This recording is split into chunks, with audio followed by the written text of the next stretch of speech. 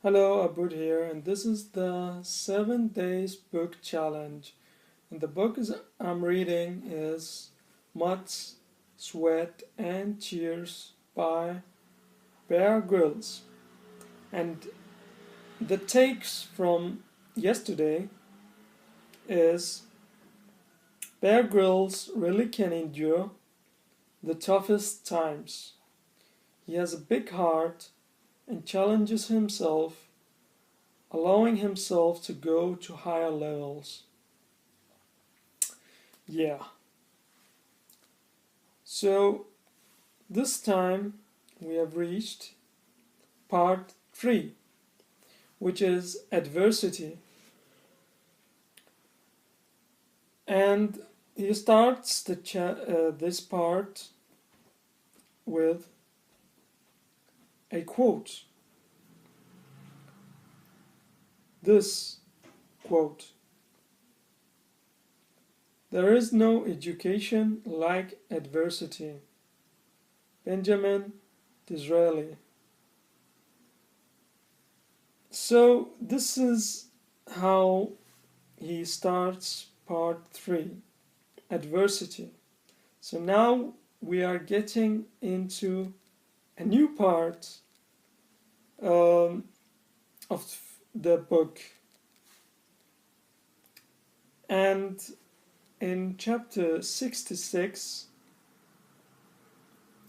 I highlighted fun for me meant skydiving with good friends, with cool drinks in the evening.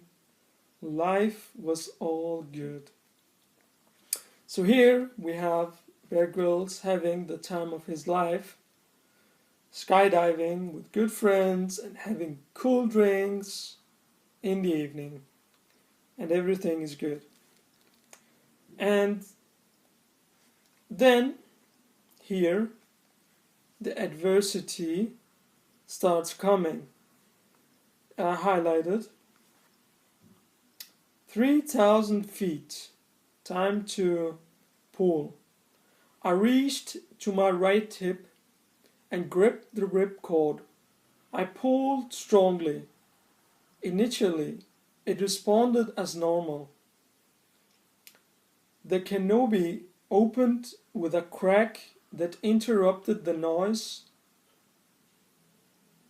of the 130 miles per hour free fall. My descent rate slowed to 25 miles per hour. Then I looked up and realized something was wrong. Very wrong. So here Bear Grylls is opening his chute and something is wrong. And in that altitude, you're just thinking, oh my god, this is not happening, right? So this is the situation. Yeah. Then I highlighted, I'd have to try and land it like this. I had to try and land it like this. He is in so distress that he's trying to land it as it is. And we also hear here in this part of the story that he could have opened his rescue chute.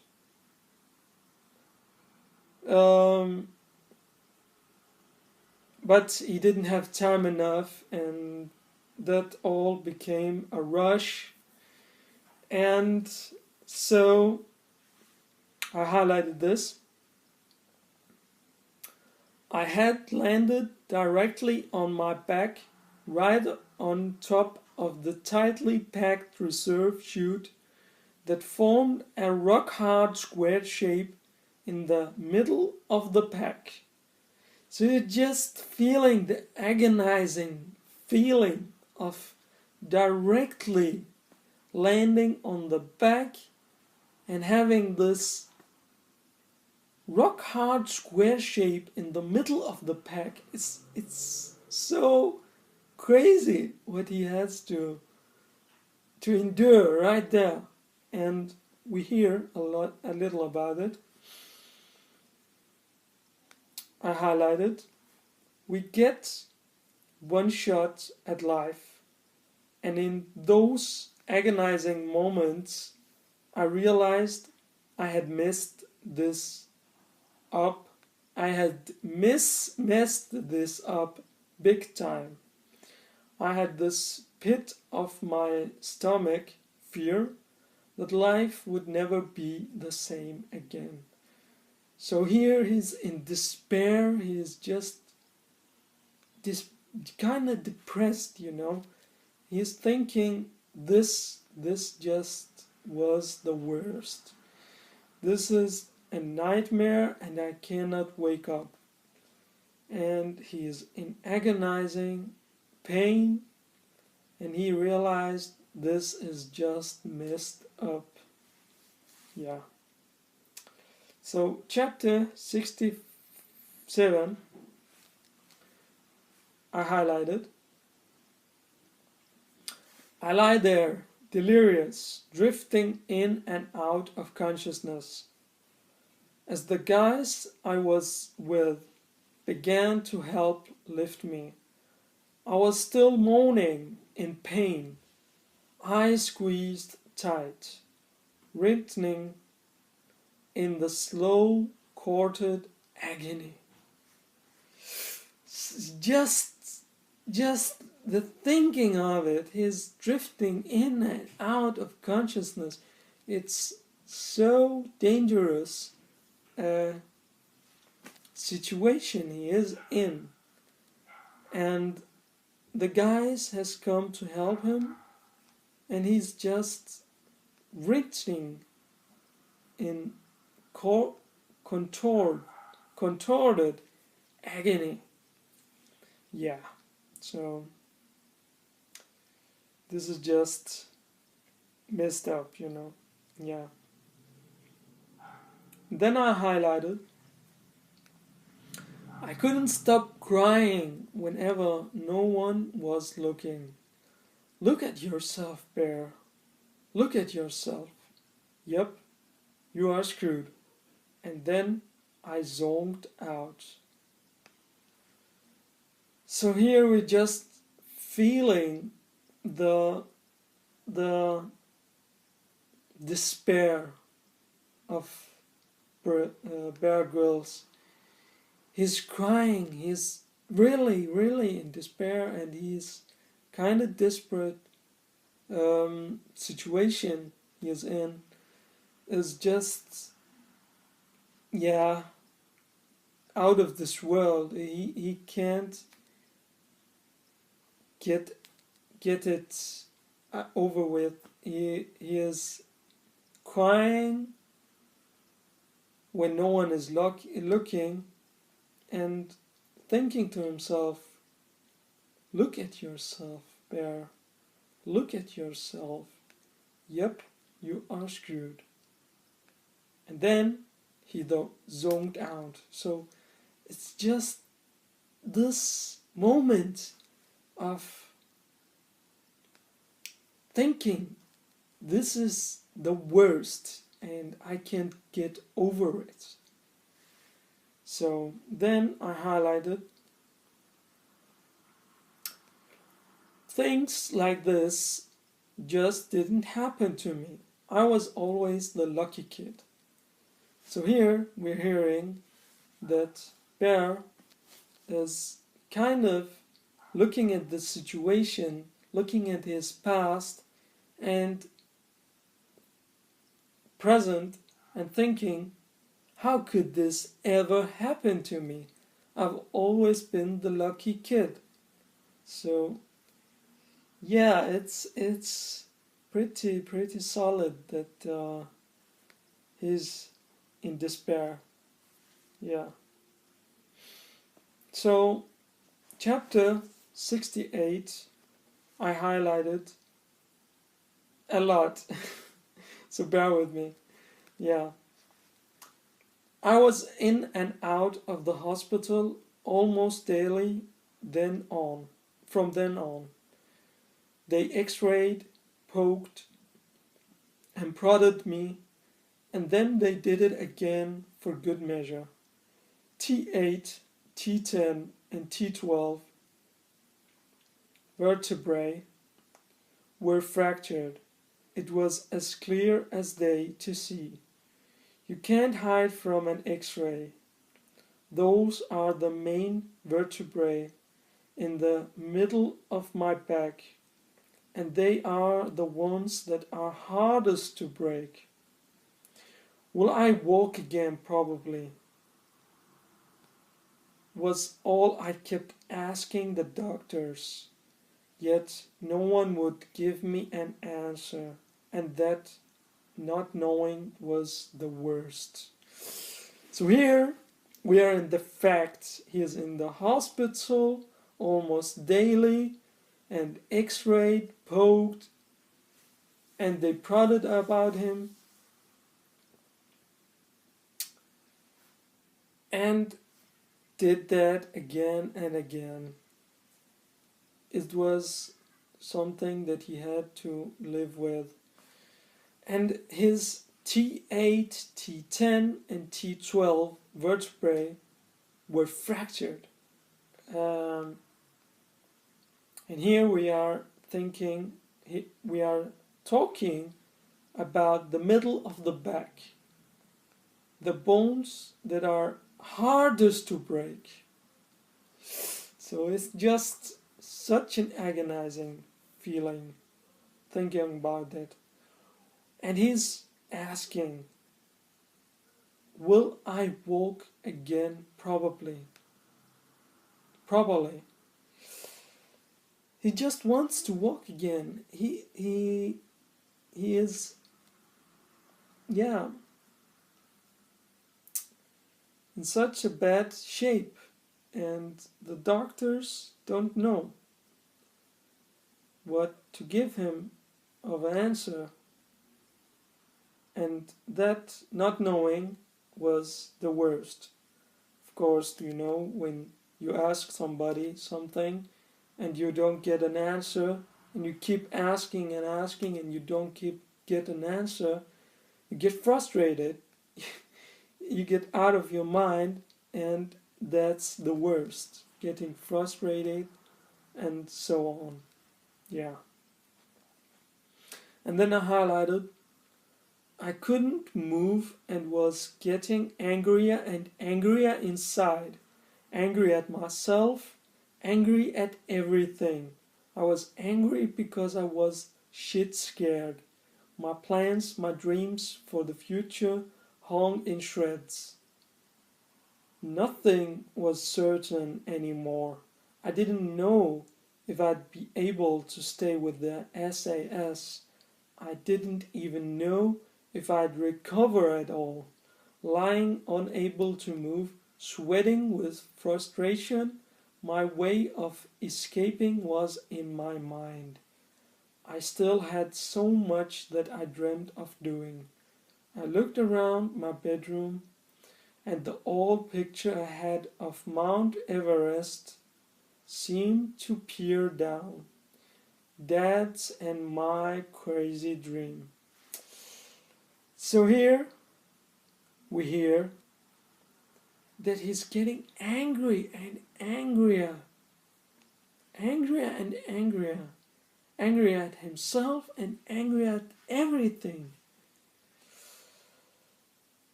And that was because he was so scared. As he said it, shit scared. So it was all about what's about the future. What can become of me? And nothing was certain anymore. And he didn't know if he could stay with the SAS or even recover at all. He was sweating with frustration and the only way he could escape was in the mind. And that was where he saw the picture of Mount Everest, his and his dad's crazy dream, as he said. So then I highlighted, I had lost my sparkle and spirit, and that is so much of who I am. And once you lose that spirit, it is hard to recover. So that's recovering thing that's tied to the sparkle in the spirit, and that's the part of who he is. And for many of us, we can recognize that that sparkle is important in hard times. So without the spirit, without that sparkle in the spirit, and the spirit, losing the spirit, it's hard to recover. So yeah. And then chapter 69, I highlighted, what I did know was that I needed something to give me back my hope, my sparkle, my life. I found that something in my Christian faith. I found that something in my Christian faith, in my family, and also in my dreams of adventure. My Christian faith says that I have nothing ever to fear or worry about. All is well. At that time, in and out of the hospital, it reminded me that, despite the pain and despair, I was held and loved and blessed. My life was secure through Jesus Christ. That gift of grace has been so powerful to me ever since. My family said something very similar. Bear, you're an idiot, but we love you anyway, forever and always. That meant the world to me and gave me back some of the confidence that I was struggling to find again. Finally, I had my not insubstantial dreams of adventure, and those dreams were begging to burn bright once more. You see, I figure that life is a gift. I was learning that more than anyone. My mom always taught me to be grateful for gifts, and as I slowly began to recover my strength and confidence, I realized that what mattered was doing something bold with that present. A gift buried on a tree is wasted. So here we hear that there where he could get his hope, his sparkle, was in the Christian faith, in his family and the dreams of adventure. His faith, his Christian faith, said that everything was going to be alright. That he was, and his time gave him the time to think about that he was held and loved and blessed, and his life was secure through Jesus Christ. And that gift of grace what was so important for him ever since. And his family also cheered him on and said to him that although he had been an idiot, they still love him forever and always. And that always was, that of course meant the world to him and gave him some of the confidence he needed and struggled to find again. And the dreams of adventure, well, those are that gift that he had buried inside of him. And those gifts, as he began to recover and get his strength and confidence, he realized that that was what mattered, his present. And that gift shouldn't be buried under a tree, because then it's wasted. Yeah. Then I vowed I would always be thankful to my Father in heaven for having somehow helped me along this rocky road. So this is so important to bear this, that his Father in heaven has helped him so much. And along that rocky road.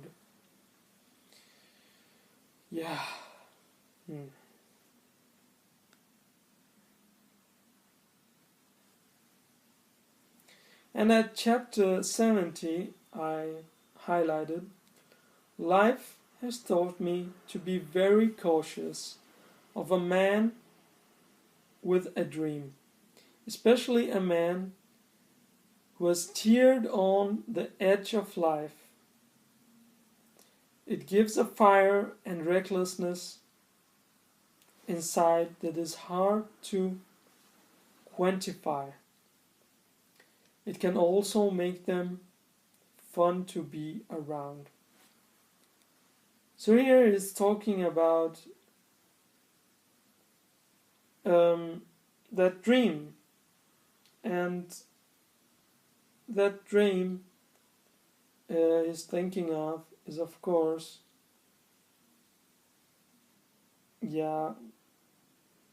getting up to Mount Everest.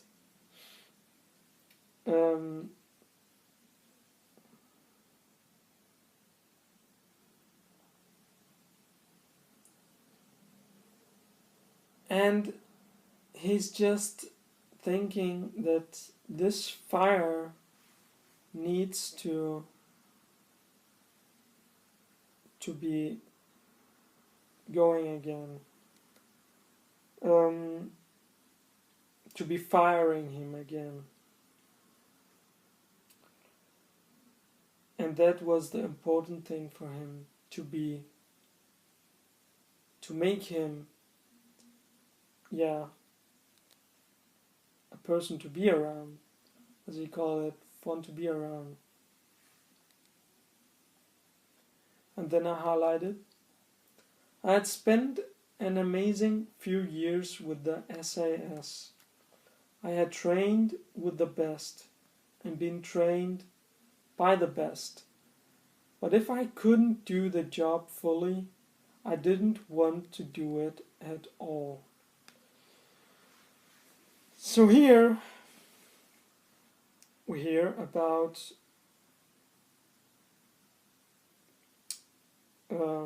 Bear getting into a realization of that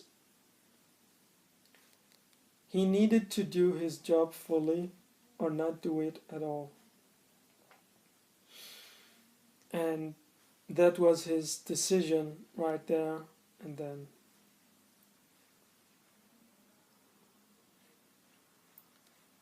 Yeah. So this is how much I reached today. I hope that that might have inspired you. If it did, you can comment with what it inspired you with. And of course, you may subscribe to get more of these inspirational kicks. Yeah. So, thanks for me. Have a good time.